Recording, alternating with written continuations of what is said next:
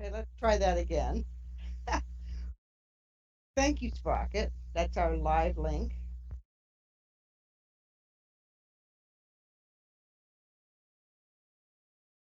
Welcome to the ISTE Ben Focus session for September. ISTE is the International Society for Technology and Education, and Ben is the Virtual Environments Network.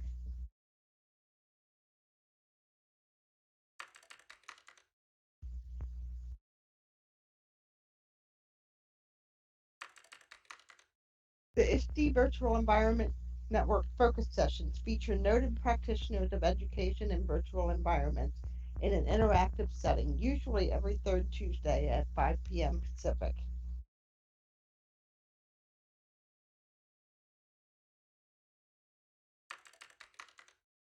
Tonight, Dr. Amy Cross is going to talk with us about her research on the avatar in social virtual environments.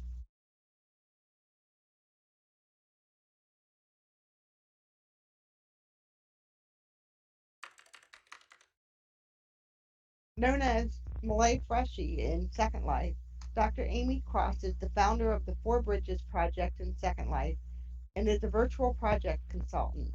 Her primary work is in virtual education and training with a passion for peace and reconciliation. Amy is currently developing an online program in conjunction with the Four Bridges Project for teaching and learning theories and practices in individual and organizational diversity, mediation, and conflict resolution. Amy's current personal research includes the evolution of the woman in virtual environments, specifically women over 40.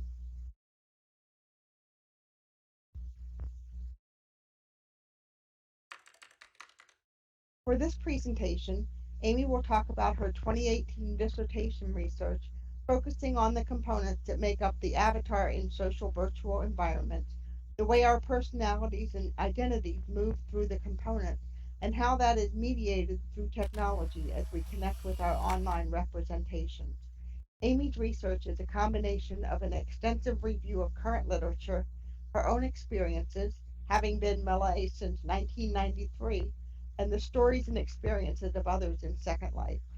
Some of you may actually have participated in Amy's research, starting when she talked with us almost exactly 2 years ago at another focus session. Amy, it's all yours. Thank you. Can everyone hear me? Thanks for coming. I really appreciate seeing everyone. Unfortunately, my introduction is not included in the speakeasy, so hopefully everyone can hear me. Mostly, um, thank. Whoops. I'm going to spell everything wrong now, too. Thank you for coming. Okay, so it looks like just about everyone can hear me. Tonight's presentation, I ended up having a terrible booting accident and I lost my original slideshow. Yeah, you're getting the dumbed down version. And when I say dumbed down, it's me that was dumbed down. So, Mostly though, I think the research is really what's exciting, not so much the pictures. Um, so I'm going to get started. I hope that if you have any questions, I don't know the typical way of doing things. If you want to ask during the presentation, I'll try and keep track of the chat, but otherwise, I'll see you at the end. Okay, because I'm doing the speakeasy and the slideshow, and a little while since it's been a little while since I've done a presentation. So if I talk over you, maybe save it till the end, or we can just see how it goes. I wanted it to be more interactive, but we get what we get, don't we? So my research, let's see. Um, I'm gonna get my speakeasy up and going. Okay. Hi, I'm Dr. Amy Cross. Thank you to Beth for inviting me here tonight. I really enjoy sharing my research and this opportunity. I hope it will interest you as much as it was of interest to me as I was doing the research. There is a lot of it out there. Uh, Understanding the reality of who we are behind our avatars and how our avatars affect all of our reality. different realities has become an increasingly complex endeavor. Um, easy. Often, I think it depends on who you talk to and how you're talking to them and how they define their own relationship with an avatar. Um, that really determines how people interact with their avatar. So I've been involved in social virtual environments since 1993 and studying them academically since 2007. My PhD is in interdisciplinary studies from the University of Maine, and my program included human computer interaction, virtual technology, and peace and reconciliation studies. Much of my academic studies through my master's degree involved the peace and reconciliation and virtual technology aspects. And then my PhD research, through that research, I delved deeper into the psychology of the avatar and the way our personalities and identities are mediated through the technology itself, which was really interesting. All of my academic research and work has been precipitated by my experiences in social virtual environments. When I joined Virtual Worlds in 1993, I went through changes, and then as I became involved with Second Life in 2007, those changes were further amplified. And when I went back to school, I thought, okay, I'm 40 years old. I can study what I want. If I can't be an astronaut, then I'm going to do this. My goal with my dissertation was to create a model of of avatar identity, and secondarily, I wanted to understand if there was something in the avatar that makes discussion of and work in peace and reconciliation issues easier. Something about the anonymity of the avatar, I feel like opens us up to more diversity, more opens us up to looking at more complex issues that we may not look at in our physical lives, in our offline lives. The second part comes from my work with the Four Bridges project in Second Life. That's one of the reasons I wanted to look at how the avatar is affected in virtual environments. And I'm not really going to go into my work with Four Bridges. Some of you already know, but if not, please check us out. We'll be back in full force as soon as I get my legs back on underneath me. For the purpose of this presentation, I want to concentrate on the primary research. I had an excellent survey where 1,001 people responded, and I got so much information from that survey. It was 48 questions, 8 of which were demographics. The rest were regarding our relationship with our avatars. But I really want to get into the meat of it and make some correlations before I present on that. So, what I'm going to be concentrating on today is the primary research, which was describing the components of the avatar, what I believe goes into the making of our avatar. And I want to see if we can determine how our personalities and identities move through these components, how we build the personality and identity of our avatars, and how they in turn help to redefine us, the users, if they do. Some cases they do, some cases they don't. I've adopted James Paul G's three identities relative to the gamer. I really like his work, but I do see it a little differently than he. Let's get to the next. Okay, so this is my completed model of the avatar. And I'm not going to go into a lot of this. I welcome you to explore it if you'd like. But I see our identities and personalities transferring between the components, which I add to his three place, and the effects of technology. Because when we're building our avatars, we are mediating all of this through the technology and through the place. I'll explain more of that as we go on.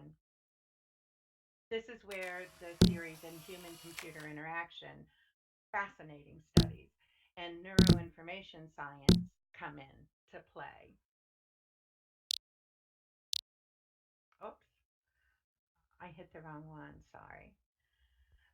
So this is the diagram that I developed to illustrate these components. The first one is the offline identity. That's the user. That's us. That's a lot of researchers call this the real world identity. I tend to call it the offline identity because I think that all of our identities are real and all of our realities are real.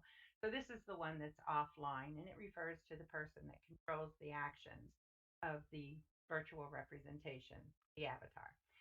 The personality traits, identity, the perceived, imagined, hoped for characteristics of the user are then projected into the user's projective, or what I call the collective online identity, which is that circle at the top.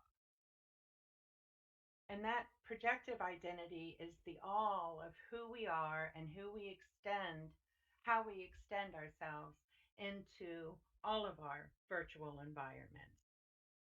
Not just one particular place, but all of it. Like, I don't know if any of you have seen The Great Hack or, the Cambridge Analytics.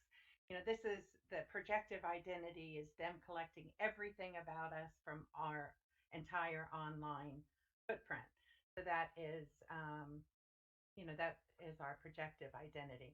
Then, as we become part of a place, our identities are transferred into our virtual representation, the avatar in that place. Let me know if you have questions about that. But this is why I believe that place should be considered a component of the avatar. How I act, who I am, my personality, my identity are different in Second Life than, say, Facebook, for I extend different parts of my projective identity into my avatar. My interactions, my communities, the relationships I form between Facebook and email, which, those also differ. And it also differs between, like, even in my email accounts, my professional and my personal emails. Totally different. That's place. I think place is absolutely indistinguishable, or you just can't separate um, those from the avatar itself. So I pick and choose which characteristics, which pieces of my personality, and the parts of identity that I want to display in each virtual environment. We all do.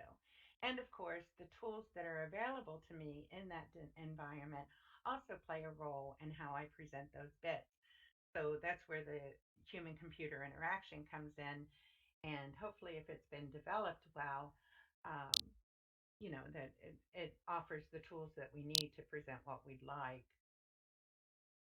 Okay, so here in this next slide is an example, an illustration of that. So as you can see, on the left, closest to me is me.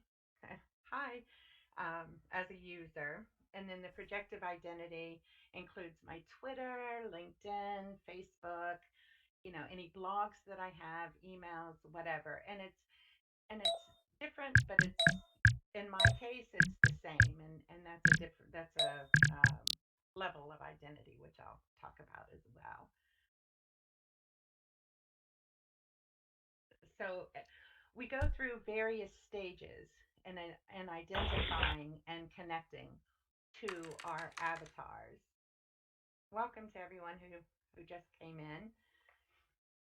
Um, the theories abound and how and why and what these stages are. But after careful consideration of the literature, and let me tell you, I went through just about every piece of literature on this that I could find. Also, I used qualitative analysis through the survey that I did, interviews that I conducted, and my own observations, my own experiences, keeping in mind that these stages are also driven by our emotional state and why is as important as to the identities that we form as the interactions that we have while we're here. Go to the next slide, but I don't know. Okay, yes, good. Okay. Our interactions, the time we spend, and the ways that we spend our time, also give us what stage, or I guess with the stages, you either move on or you don't. I mean, there are certain thresholds. I'm going to catch up with myself here. Okay, so um, back to the speakeasy. Okay, so there are four stages of our relating to our avatars. Now, like I said, the stages are different than levels. The stages, the first stage is like an object. Oh, look, it's an avatar. This is an avatar.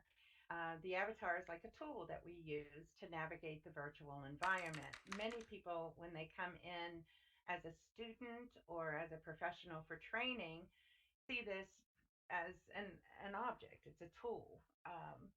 You know, not much more than that in the beginning. And then as we start moving around through our environment and making connections and that sort of thing. Whoops, I hit the wrong button again. I'm so sorry about this.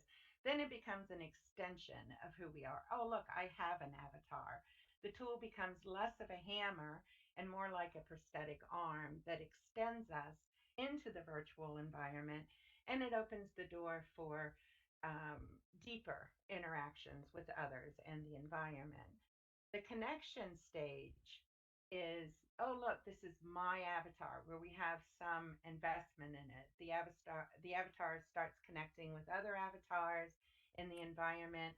We start holding material possessions. And it's at this stage where it may start having an impact on the user, on our offline identities.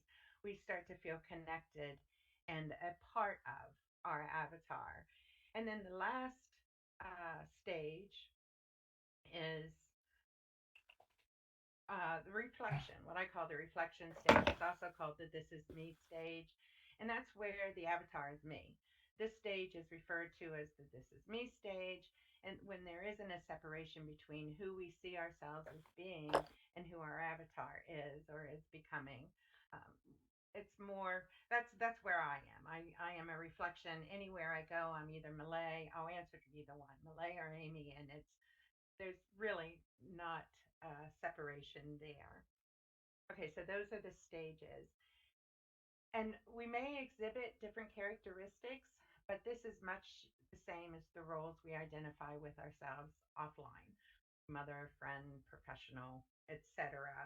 Um, so, we can relate the same kind of stages in our own development, say when we go into a new community or a new job, that sort of thing.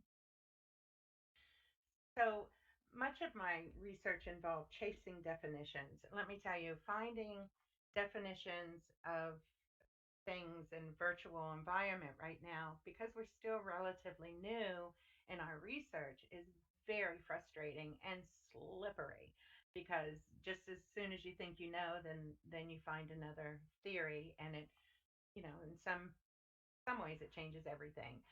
um, and we are talking about technology and where we fit into it, how we move through it, and the impacts of it. But there are a couple of definitions that are important for this presentation. The first is the social virtual environment. I think I have a slide on this. Okay, yeah, the social. At the very basic level, it must have the following components. Now, in my dissertation, I go deeper into what these components are, but for the purposes here, we'll talk about it's got to have persistence. That means it's here whether I am or not. That's a big one for a social virtual environment. And then it also has to have physics. It has to have something that reminds us of home, something that we can understand, like a temporal or a spatial time and space. I have to see myself in relation to the environment, and it has to follow some physics. At least in the beginning, we need to have those things in order to relate to it socially. And then it also we also have to be able to interact with others, the environment itself, and objects within that environment. And finally, it has to have an avatar. There has to be a user representation in that environment for it to be considered a social virtual environment. Now, there are a lot more um, aspects of it that go deeper into what it means to have physics and all of that, but I didn't include those here because I just wanted to get a basic outline of what it means to be in a social virtual environment. There are a few definitions out there about the way that we move through environments. I really liked about Girl Questy. I don't think she's in here. I looked at her blog and there hasn't been anything since 2016. I really liked reading her. She got me in, I felt more involved in the research. In fact, this image is taken from her book, Best of Bot Girl. And, it's on Amazon. I definitely recommend it.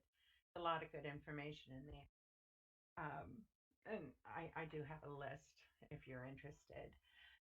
She describes our involvement with virtual worlds as we are, as there's the immersionists, those who maintain a very strict boundary between their online and virtual worlds. Great.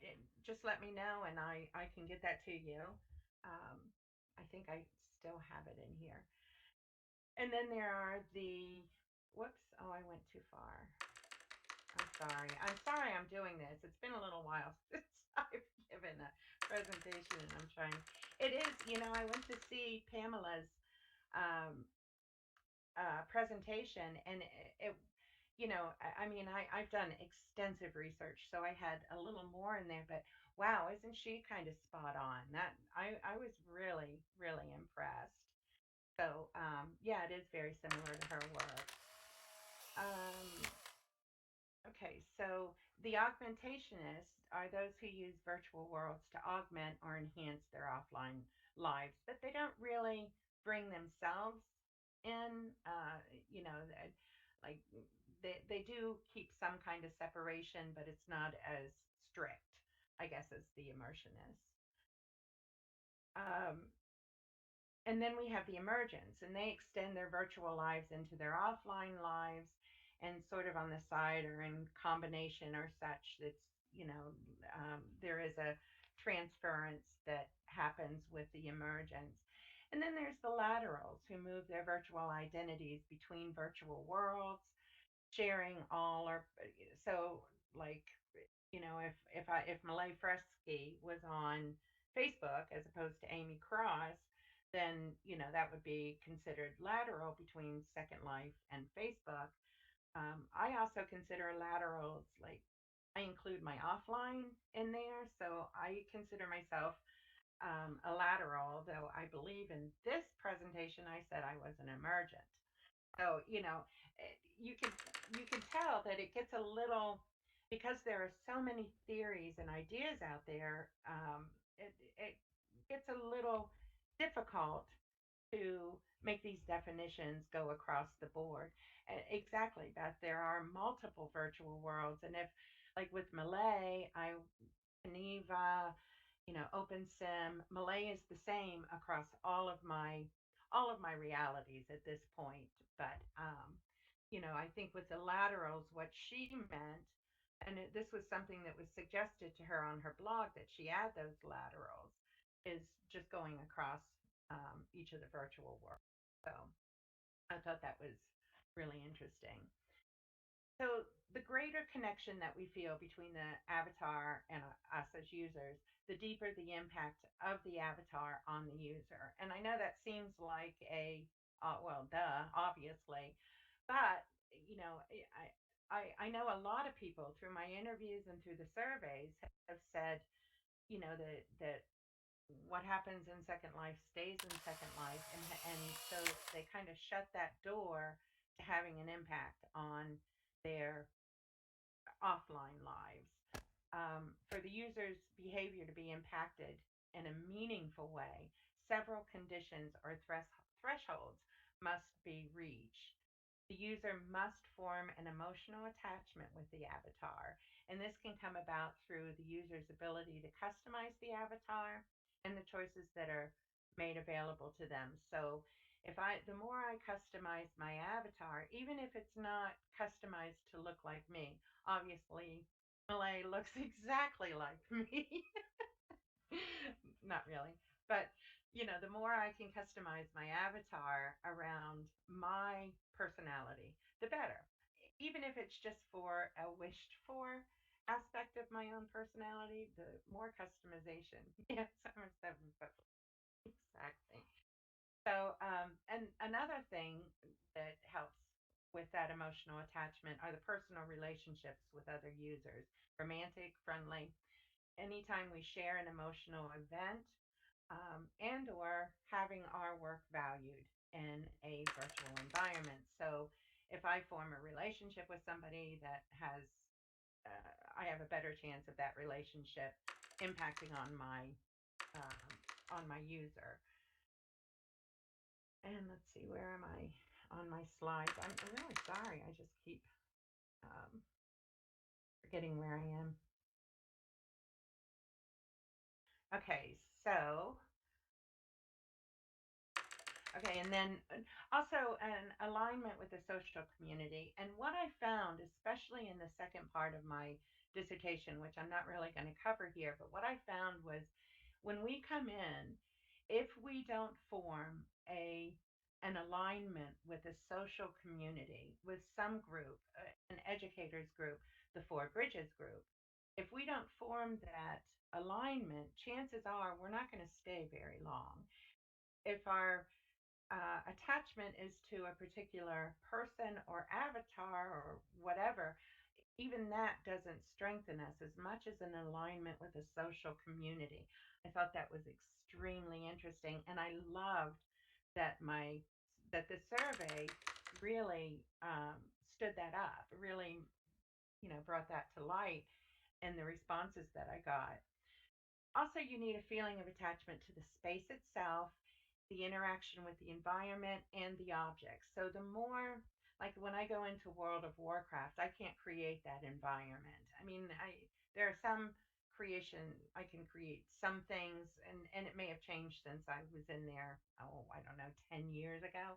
But, coming into Second Life and being able to manipulate my own environment, put my house up, interact in that space and with those objects really helps to um, impact on the user. Exactly. So many people said that. If I hadn't, I also hear a lot that people don't stay because of that. A lot of people who took my survey said even though they had an account for 10 years, they stopped coming after a year because they did not align with a social community. So, community is everything, even in a virtual space, maybe especially in a virtual place. And of course, you have to spend time in that environment. That's really the only way to explore, to create these interactions with other people is if you spend the time, so there is an investment of time. Exactly. These are the things that bring us in. I mean, I get it that, some people don't make those connections and they stay anyway, but you're connecting in other ways. You're connecting with that artwork, and that's a community as well. The music is definitely a community in Second Life. So, we our communities may not be tight knit or whatever, but they still give us a feeling of belonging, and I think that's what community does. Right, I come because of the people. According to a few studies, after about 12 hours or so of a user's immersion in the environment, emergent aspects become manifest in the offline identity, which means that, let's say we come in 2 hours a day for 6 days, and at that point in 12 hours, we are um, interacting enough within the environment, with objects, even with our own avatar, that it will start having an effect on our offline identity, even if it's only in our own thinking about the space. Um, and as always, our motivation for joining the social virtual environment is relative throughout our entire experience in that environment. As long as the motivation is task specific rather than social, the impact on the offline identity will be less pronounced. So if I come in here as a student, I brought several of my classes into Second Life, and what I have found is the majority of them come in because it's required in my course, or you get extra credit, or you don't have to do a final project if you attend so many events in Second Life. But that's a task specific, and they don't come back. Any sort of imagined expertise. I do not. I did not go so deeply into cognitive neuroscience. I touched on these areas, and I looked for anything I could find in relation to virtual technology, the avatar, and then to put those into perspective, I went deeper into. I took psychology courses and cognitive behavior courses. I did a lot through Coursera as well outside of my program of study. But I took all that research, the research of others that I respect in the field of virtual identity, and combined them with theories in psychology and cognition. Most of the research that I found agrees that there are three distinct levels of identity for humans. The first is the individual level, which is what this slide represents. It's the characteristics and traits that we ascribe to ourselves. So, in a virtual environment, that part of that includes my appearance, the things that I do in the virtual, my actions, and things like my profile. These are things that I'm ascribing to myself. And then do that one.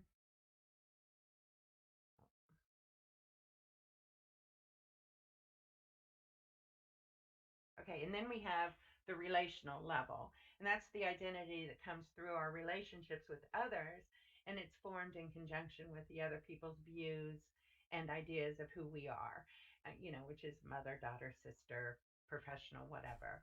Um, and then we have the social, and the social collective level.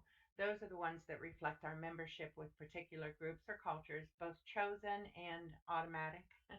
The ethnic, national, gender, family. These I and On top of these three, I'm trying to remember who it was. I believe it was Nagy. I'm not sure I'm saying that right. Nagy, that expanded it to include the material level, the material extension of ourselves that includes all of our material possessions and even some of our places. For the virtual world, I would also add another level. I hope these slides are rezzing for you. They're not really rezzing for me so well. Um,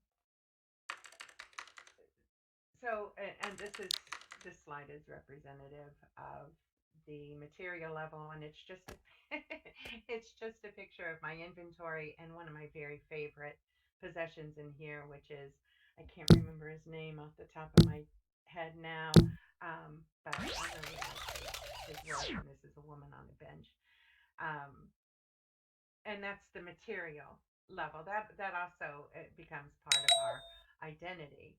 And then to this, I would add, for the virtual environment, professional, because while it's included for offline in the relational identity, a strictly professional association and attachment with our avatar rarely leads to any meaningful attachment to our offline identities. Oh, it's not as bad as it could be. After what, I've been in here almost 12 years, and I have 63,000 items. Most of those are textures and note cards from Four Bridges. I'll never go through them ever. ever. Exactly. Um, okay, so yeah, so the avatar in a professional environment rarely makes it beyond the extension stage. That people who come in for strictly professional reasons barely, you know, see their avatar as anything more than an extension. Okay, and then a really, really interesting part of my research was the human computer interaction.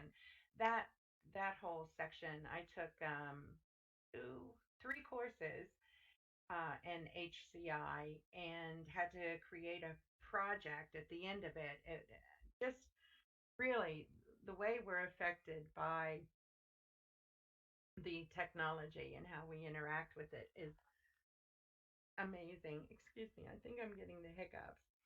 Okay, so the technology that we need to access the virtual environment is also a threshold that we have to achieve in order to connect with our avatars. And okay, the goggles, Oculus Rift. I was so excited when they came out because I really wanted to level up my immersion in the environment. And, as you can see from my eyeball, I steampunk and becoming virtual and can I please upload myself? That when the goggles came out, I really wanted to be a part of that. They made me very nauseous. They separated me from one of the necessary components of my avatar, the offline, and was uncomfortable to leave them on for very long because it was a lot of weight on my face and on the bridge of my nose. So I could wear them for maybe 6 minutes at a time. So if I'm doing Second Life in 6 minute intervals, I'm not going to make that connection because of the technology.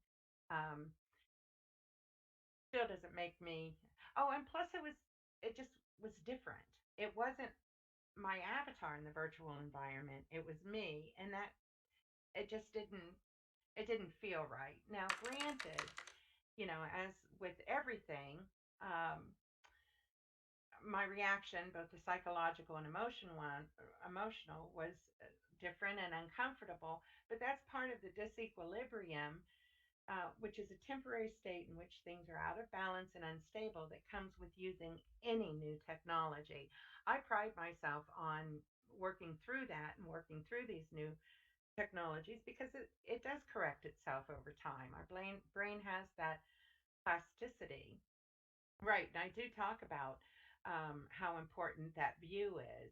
But I kept reading other people's experience with the full immersion, and I was finding that most people can't spend as much time in virtual reality as they can in the virtual world without the goggles.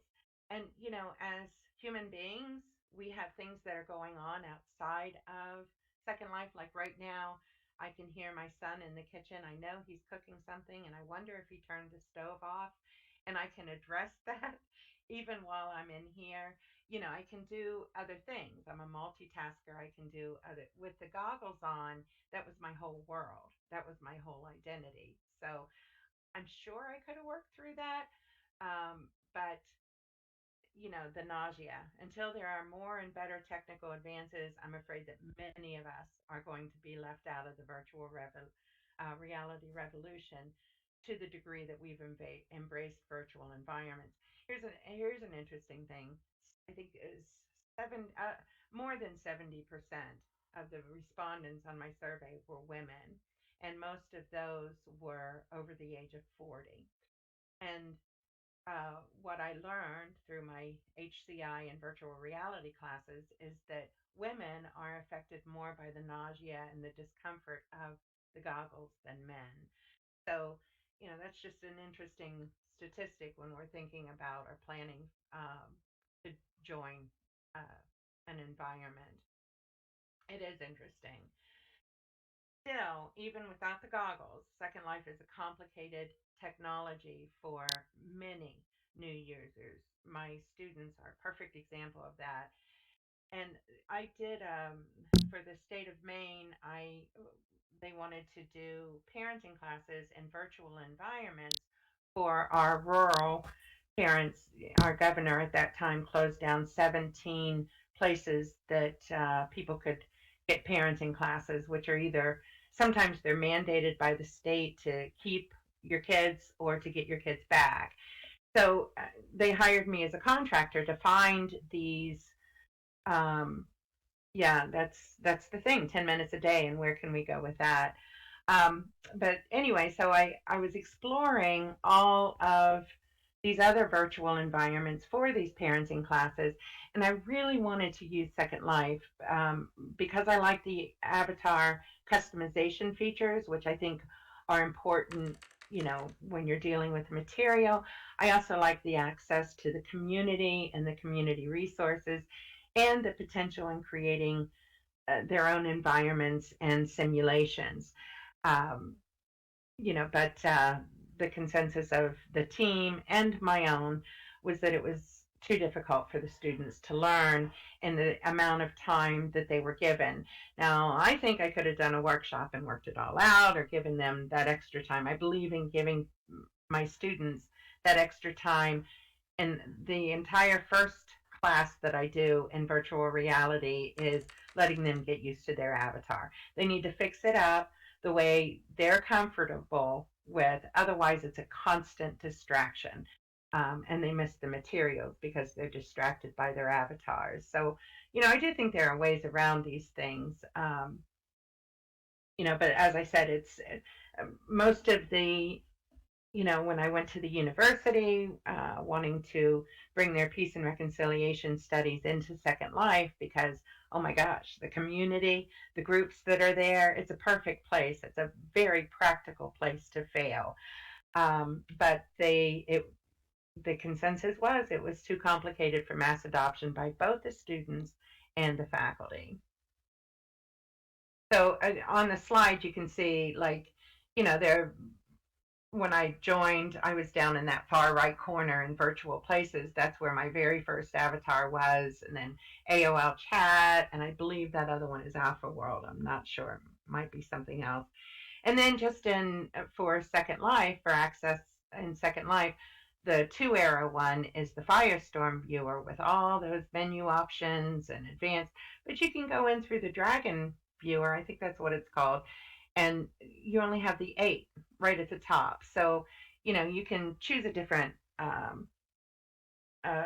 viewer. But the disequilibrium is a very difficult threshold to achieve, especially if we're looking for a social platform and not as a tool, coming in as a tool that's required of us. But, and this is a big but,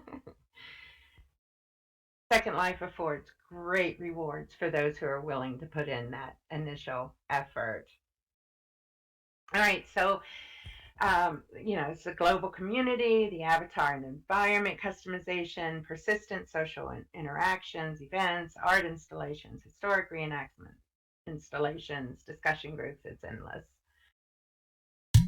You can find anything in Second Life or create it yourself. I love that about that. Now, back to the HCI. So, included in HCI is embodiment, immersion, and presence. And let me tell you, go look for the differences in those things. And I mean, that was a huge part of trying to narrow everything down. But in order to describe our relationships with our bodies, we have to have some sort of idea about where we are in space and time, that proprioception. That gives us, this is where I am located in this spot right now. Well, we need that as well for our virtual worlds. And there are three, I agree. There are three human subsystems formulated by Cardmore and Newell, pioneers in HCI. Really interesting stuff that are important to consider when we're thinking about virtual worlds. There's the perceptual, which is the sensory stimuli from the outside, from the world, from virtual reality. So it has to speak to our senses in the virtual environment. And the motor system, we have to have some control of our actions and movements, and the cognitive system, which allows the connection between the other two. These are really important aspects of human computer interaction. Oh, and I completely. So as best I could find for these definitions, embodiment is who we are as defined by our interaction with the environment, ourselves, and others. It's an entanglement of all of that. And then, and the connection, we see ourselves connected to the online environment and other users and the objects. And then, immersion is the mental sense of that environment, not so much sensory, but what happens in the brain, how the environment affects our cognitive processes, emotions, disassociation, the control we feel in the environment, and our degree of suspension of disbelief. So we have to we have to suspend our disbelief in order to act in the virtual world. And then presence is our sense of being there and being there together. That's an important part of presence. And the HCI of virtual environments, it's our social awareness. Another consideration in HCI is perspective. So there we're talking about the um, first person view. Oops, I better do my thing here with the slides. The first person view versus the third person view. And I don't think I need to explain the difference between those to anybody here, but that's what that slide. An interesting thing about perspective that I wanted to include, although I just sort of, it looks like I just sort of threw it in, is the added layer of the gaze of the other. And that's a philosophical premise discussed by, I never get his name right, so I'm not going to say it, and expressed by Lacan, probably not saying that right either, and then further elucidated by others. But the gaze of the other is, we can't ever know if somebody's really looking at us. But virtual reality turns that right on its head, because even if we are the other, we still have an effect on that in our cognitive and psychology. And I do have a very interesting article that I can recommend about this discussion. Um, for anyone who's interested in it, it can be dry reading, but I thought it was really, really interesting. So, for our purposes today, though, the sense of embodiment and presence are affected by the perspective of the user. When using a third person perspective, we have a sense of agency, ownership, and self location that are imperative to our feeling of. Yeah, I wondered about that too. I really did. I wondered about how, whether or not we change what we would do just because we're watching ourselves do it. Interesting. It's interesting to think about all of these things. When we think about how identity and personality transfer from the avatar back to the user, we're also hitting on theories in Neuro IS, which is neuroinformation sciences, regarding brain pattern similarities and watching our avatars perform activities and relating them to our own experience. Really important in skills training in virtual worlds. I haven't. They're expensive for just trying, so I haven't done any of that yet, but I intend to. So the cognitive aspects associated with an avatar's interactions impact on the user in the same way. So if I'm watching somebody do a skill, but then um, the same neurons are hitting in my brain. That's the um, Huh, I'm gonna have to try. I definitely want to. I definitely want to try. Okay, so the plasticity adaptability of the human brain means that we can transfer this knowledge and accept the changes rather easily. So it's easy for me to, if I do these movement controls enough, if I see my avatar in this environment enough, it's easier for me to put put myself in that environment and reach that reflection stage. Really, really interesting book, The Media Equation. I really enjoyed it, by Reeves and Ness.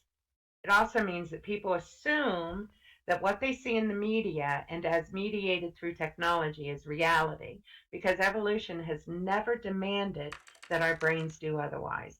That means, like in the Great Hack, or yeah, fake news, exactly. So we're seeing that as a reality, because our brains haven't had to evolve to see it any other way. One of the most important classes I ever took in my 13 years, I was in school for 13 years to get that freaking dissertation done. But one of the best classes I ever took was a class on critical thinking. In fact, that's one of the courses I'm going to offer through Four Bridges because I had no idea. I always thought I was a critical thinker. I always thought that, I could recognize fake news or whatever, but I was blown away by how much I don't know.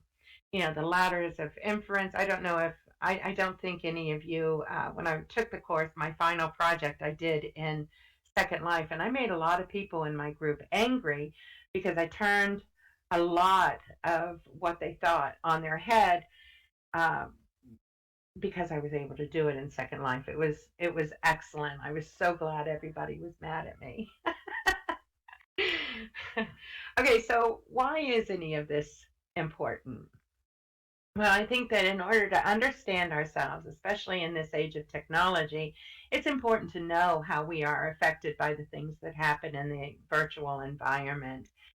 And I also believe that, regardless of the reason that we're here, our actions here can have an impact on our offline relationships, identities, and personalities. I believe this for myself.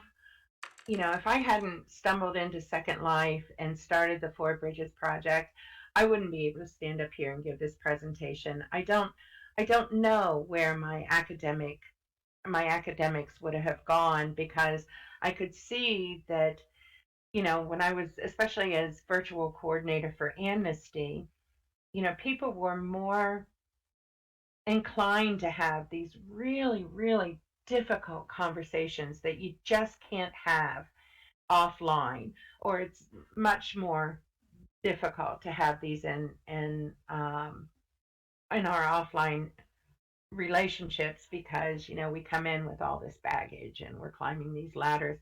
But you come into a virtual environment and you've got that anonymity, so you can ask really difficult questions and you can talk about really difficult topics.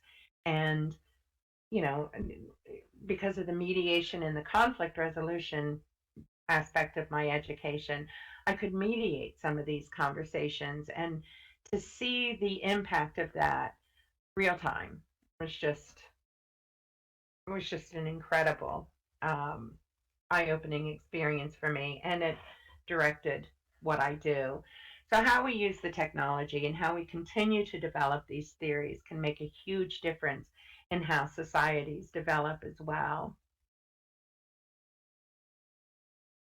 So I know I've given you a lot of information and I went really fast, and I didn't even really get into the meat of any of this, but and I wanted it to be more interactive, but it's a difficult thing to do when you're conveying research, especially in the form of, identities and personalities and that sort of thing. But I thank you very much and would love to open this up. Yes, absolutely. I can give you that link. Now, please keep in mind, okay, I'm a year out of my dissertation. I had, um, I had, I had a terrible time. I don't know of anyone who says, "Oh yeah, getting my PhD was super easy." So I'm a little nervous about anybody reading my research, because in the end, um, it wasn't really what I wanted to do, but it's what it is, right? So here's the link to my dissertation. That's the full thing, absolutely free, always will be. If for some reason you can't download it, let me know, and I'm happy to get a copy to you. And I'm looking for my note card, and I don't know exactly where it is, but if you IM me, I'll find it tonight or tomorrow, and then I'll send it to you. Um, Now, in the back of of course, with my dissertation, my the references are, you know, there are very few on there that I don't recommend. I mean, I have My Kindle is filled with, like, Huckleberry Hacks. I even went into all of the fiction that's been written on virtual environments because, like with Bot Girl Questy and then Leah Tesoro, Love and Dim Song, something like, oh my goodness, that book blew my mind. Hello Avatar is a great book. I can look over here at my This Virtual Life by Andrew Evans. The Second Life Herald was fantastic. I Avatar, I practically notated that whole book. My Tiny Life, Being There Together. There are so many books um, on virtual environments, and I did put together a list of all of the Second Life fiction books that I included, and then some other ones. And just send me an email. I mean, just send me a message, and I am happy to give you those note cards. Okay, so there. Thank you Thank you. so much. Oh, yay. Thank you. Amy, this has been great. And as we talked You. about before the presentation, this is part 1 of 3, I think. Yes, I have. I actually am breaking this down into 3 because it was a lot of information. This is the first part, and it's all about that diagram. Basically, that diagram is, that was 10 years of research that went into that diagram. And then the second part is the survey. And I'm telling you, 48 questions, and not a single person didn't. Everybody who started that survey finished it. Who does that? And on top of that, I was absolutely had no idea what I was doing. So I left all these open ended questions. So I have like 1,000 written responses that, but it's fantastic. It's just such interesting research. So that's part 2. And then part 3 is bringing all of this together, and presenting that. So there you have it. Thank you so much for coming and for your feedback. I really appreciate it. Thank you so much. Our next focus session featuring Vinhold Starbrook will be on October 22nd, which is not the third Tuesday, but I made a mistake with it and we're going with that. But that will be also at 5 p.m. Second Life time. Thank you all for coming. This is awesome. All of you are welcome to stay as long as you want.